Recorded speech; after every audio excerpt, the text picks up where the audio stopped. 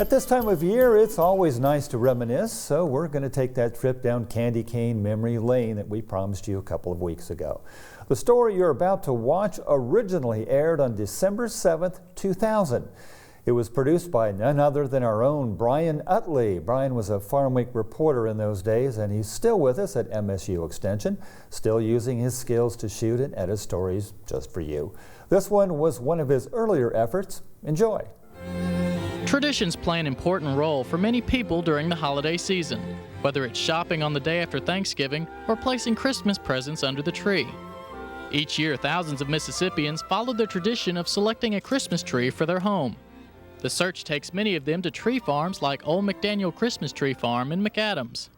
Tommy and Jonelle McDaniel manage 10 acres of land with approximately 8,000 Carolina Sapphire, Leyland Cypress, and Virginia Pine Christmas trees.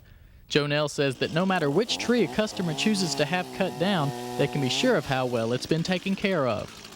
When you walk up to the Christmas tree, we want somebody to really like this Christmas tree, so we work all year to make every tree look the very best that it can. To further ensure satisfaction, each tree is shaken out to remove any loose needles and trimmed to the exact specification of each customer. Although they work all year long, their success is measured during the 4-week period after Thanksgiving. Tommy McDaniel says the job takes the patience and determination of a farmer. A Christmas tree farmer has to be, or just like any other farmer, it has to be something they love. If you love it, you can stay with it and enjoy it and make money. But if you've got to really be dedicated. Of course, buying a Christmas tree is just the first step. The fun part is getting to decorate it. For that, we visit Noah's Art in Jackson to take a look at their hand-painted decorative Christmas balls. John and Leanne Brandon run the business out of their home, offering a variety of painted ornaments and handmade ceramic dinnerware. They're in their busiest time of year, with Leanne painting new ornaments each day to fill their holiday orders. Right now, it'll make or break your year because that's the bulk of what we do. From August to December 24th, we're pretty busy around here.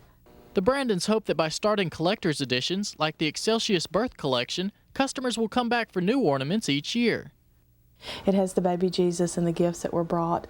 Then we have Mary and Joseph in the stable. We have another one of the shepherds with the sheep with the star. And then we have the heralding angel, which foretells the story to the shepherds. Making the transition from a seasonal business to a year-round one will depend heavily on her husband, John. In his job with the Mississippi Development Authority, he helps people start small businesses. Part of the fun of this is what I preach at work, does it really work at home? So we've tried to apply the things that we talk to small businesses about across the state, and certainly we use every available resource that's out there. Our last stop is also in Jackson for another holiday favorite, chocolate candy. Nandy's Candy offers an assortment of fine chocolate truffles, divinity, fudge, and much more. Nancy King says her business kicks into a higher gear during any holiday season, but especially Christmas time, which accounts for about 1/3 of her income. In the last month, I've probably worked 6 to 7 days a week because we're getting ready and we're gearing up. And people are like, well, what about your life? Well, when you're in season, I don't have a life. My life is Nandy's Candy. Where Noah's Art is a relatively new business, Nandy's Candy has been in business for 20 years. King attributes some of her success to the high-quality grade of chocolate she uses to make her candy.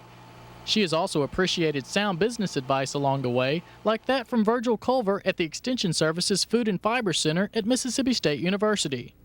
She pretty well knew what she wanted to do, the direction she was moving in, as do many of the specialty food companies that we work with.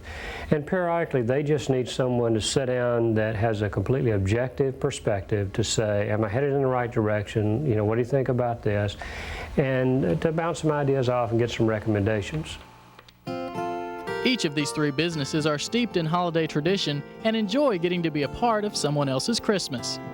It puts you in the feel of the holiday, the tradition of candy, the tradition of the sugar plums, whether it's in the nursery rhymes or whatever. It's just an integral part of Christmas. It's a happy time.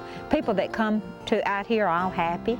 They're looking for that perfect tree, and everybody has a different perfect tree.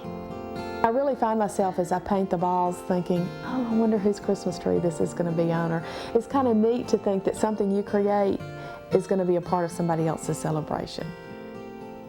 From Jackson, I'm Brian Utley reporting.